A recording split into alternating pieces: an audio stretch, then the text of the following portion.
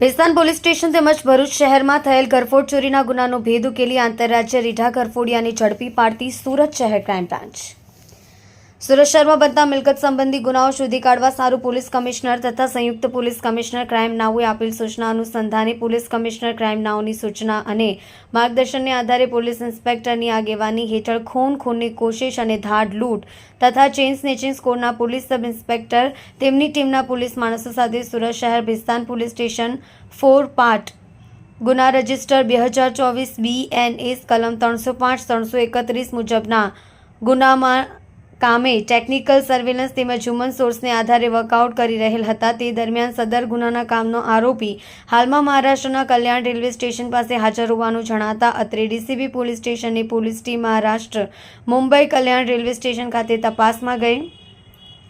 કલ્યાણ railway station પાસે workout કરી આરોપી રાજા રમેશ રાજભર ઉંમર 22 ધંધો રિક્ષા ડ્રાઈવર રહેવાસી રૂમ નંબર 12 ભવાની ચાલ સ્મશાન ભૂમિની બાજુ પિંકરપાડા પીરા मीरा भाईंदर रोड ईस्ट मुंबई मूल वतन चांदपुर गाम सिंगापुर पोस्ट सिंगापुर सेदपुर जिल्लो गाजीपुर यूपी वाळाने कल्याण रेलवे स्टेशन पासेथी डिटेन करी लावीने मजकूर आरोपीनी पूछपरछ करता जणाव्युं कि આજથી આશરે એકાદ મહિના પહેલા તે પોતે તેના નાના ભાઈ વિશાલ રમેશ રાજભર આકાશ સુનિલ મંડળ રાહુલ ઉર્ફે ભૈયો રાજભર તથા મુસ્તાક शेख ए रीतेना 5 जणा मारुति अल्टो गाड़ी नंबर MH2 AL 2588 लई मुंबईथी गुजरात सूरतना भेस्तान विस्तारमां सवारे 10 वागे आवी भेस्तान પાંડેસરા મેઇન રોડ ઉપર સફારી કોમ્પ્લેક્સ પાસે આવી વોચ કરી વિશાલ અને આકાશ 2 જણા ચોરી કરવાના સાધનોની બેગ લઈને સફારી કોમ્પ્લેક્સની ઉપર ગયેલ હતા અને આશરે અડધો કલાકમાં વિશાલ તથા આકાશ બંને જણા સોના ચાંદીના દાગીના અને રોકડા રૂપિયા 40 થી 50 હજારની ચોરી કરી નીચે આવી ગયા હતા।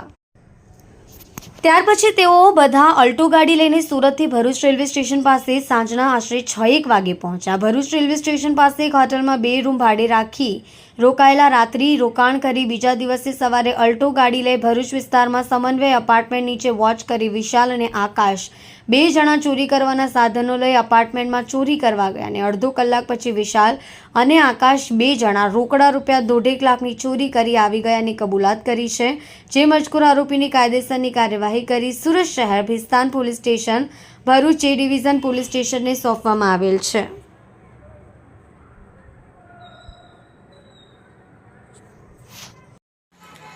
કલ્પેશ રાણા સાથે જોતા રહો ન્યૂઝ 9 ગુજરાતી સુરત।